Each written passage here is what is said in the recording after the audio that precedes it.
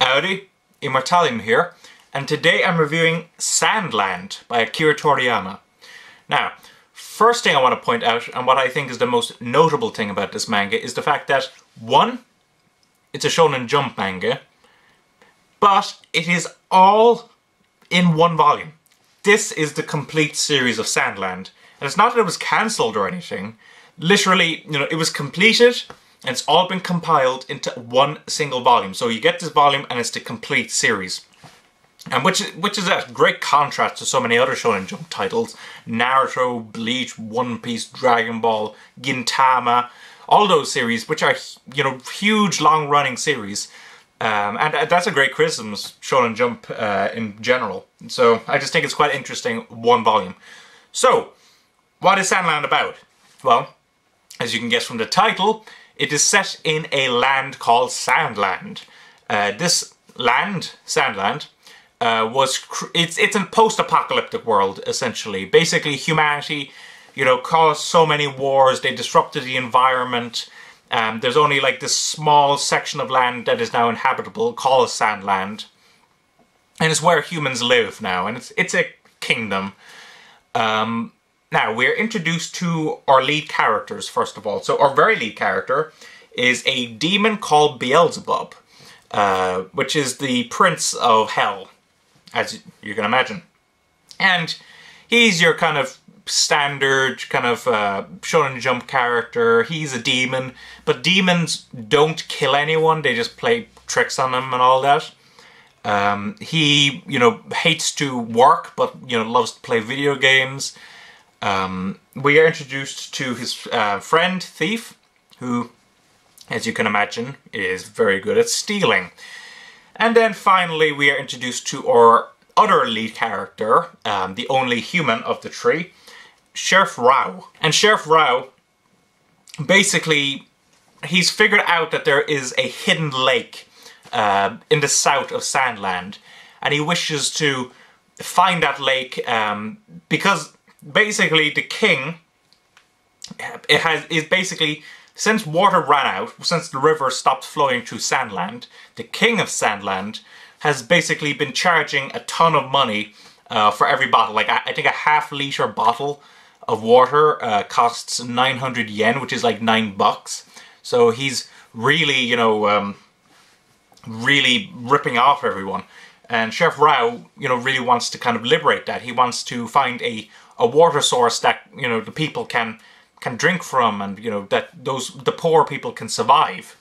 So they set off on this journey in order to find this lake. And that's the basic premise of the story. Now, what did I think of the manga overall? It's, actually, there was a very good line I remember reading in a review of this series, this manga. And that was that it was the ultimate disposable manga.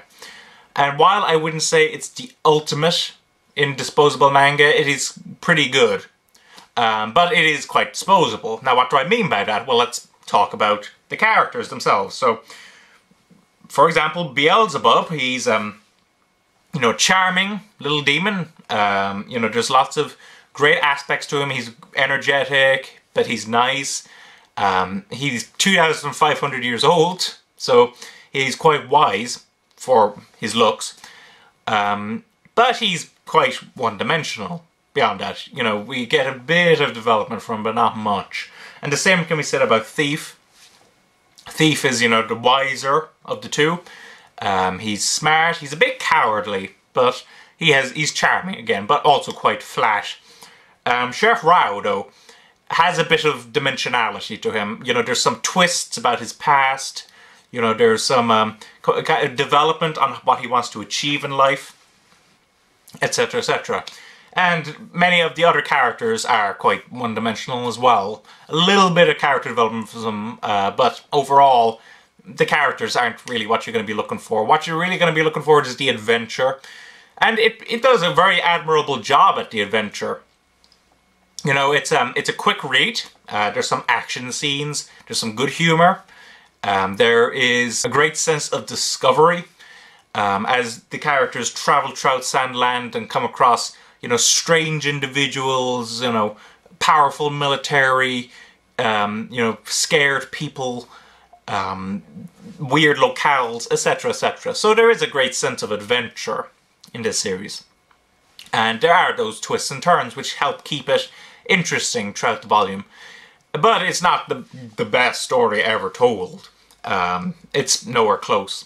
It's just your kind of standard, fun adventure story. But that's fine, it's well executed, and it is quite enjoyable. Now the artwork, first of all I just want to say, this is the very first Akira Toriyama manga that I've ever read. You know, Akira Toriyama is the guy who did Dragon Ball and Dr. Slump, but I haven't gotten any of the Dragon Ball volumes, and I really want to get Dr. Slump, but so many volumes of it are out of print. So this is the very first manga I've ever read from Akira Toriyama. Despite that, though, I've seen a lot of his artwork, and I found some of his older artwork kind of questionable in quality. However, because this was published about 2000, and you know it's only a couple of chapters long, like 14, the artwork is quite refined in comparison to a lot of his earlier works.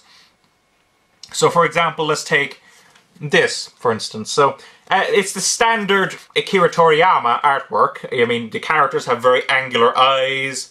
They have, you know, grouchy expressions on their face all the time. They're slightly deformed in that they're not, you know, their proportions aren't entirely correct, unlike a lot of anime.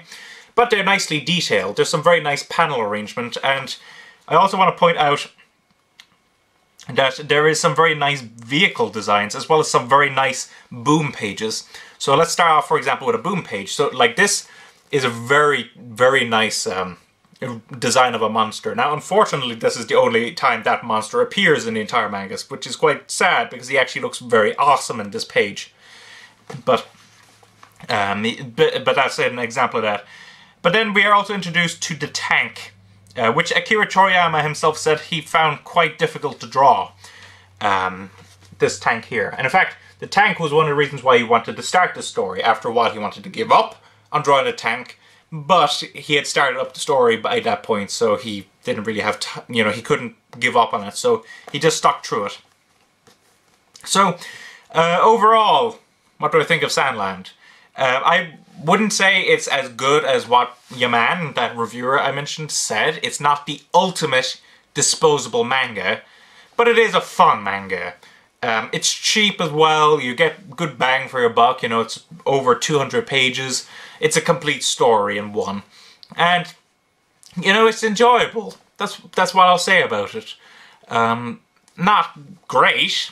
There's many, many shonen series that are far superior to this. Well, I wouldn't say far superior, I mean, this is enjoyable, but, you know, it serves its purpose. It's enjoyable, it's a quick read, and I would recommend you get it. Particularly if you're a fan of Akira Toriyama. So thanks for watching, don't forget to comment, rate, subscribe, and bye-bye.